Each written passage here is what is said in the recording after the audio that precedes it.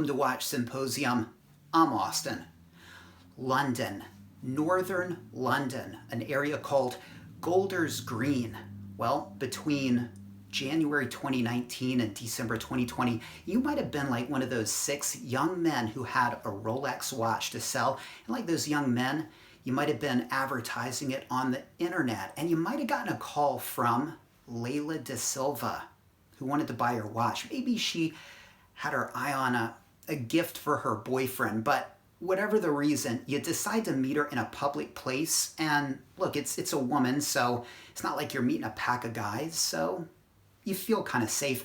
You meet her, and for some reason, she suggests changing locations. Maybe it's noisy, maybe she needs to pick up some cash, and you agree to go with her, but for whatever reason, you go with her, and next thing you know it, Ashley King is there and Andre Sinclair, and they suggest you might just want to give them your Rolex, and they've got perhaps a gun or a knife, a crowbar, or a hammer to convince you. And if you're like one of the victims, you might get punched in the face and beaten with a hammer if you don't comply. Well, that's what happened between those 13 months, and the gang has been caught. Now, when I think of gangs, I usually think of like a pack of really scary guys. In this case, a couple of scary guys and their female accomplice, which was clearly there to make you feel comfortable, reel in the victims before taking them someplace to meet her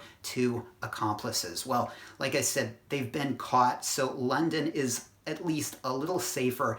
They relieved 6 victims of their watches. What kind of penalties do they face? Well, Andre Sinclair, who is 33, he is going to get 11 years and 9 months for conspiracy to robbery. Ashley King, his accomplice, 9 years and 6 months in jail. And then Layla Da Silva, 33, is going to get 4 years and 9 months for her role.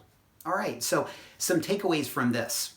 All pretty young men, 22 to 39, were at least 3 of the victims of the 6. And I think older guys probably are a little bit more wise as to follow this strange woman to another location. And I think that's the key right there.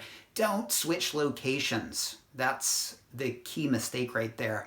And apparently London is a very dangerous place to sell your watch. When you put it on the internet, a good number of people are criminals looking to relieve you of your watch for free, whether that means meeting you and giving you a beating with a hammer over your watch, or meeting you and handing you a stack of bills in an envelope that you think is a stack of bills, but turns out to be a pack of paper. So you got to be careful. If I were in London, I think I just might go through a brick and mortar dealer, because you're going to get more via the internet, but the number of scams and crimes out there would make me think twice about it. So this ends well. They were caught, and at least a few more Rolex criminals are off the streets. But still, if you live in London, it's a dangerous place to wear your watch and sell your watch, apparently, so be careful. Thanks for watching. Take care. Let me know what you think about this. See you next time.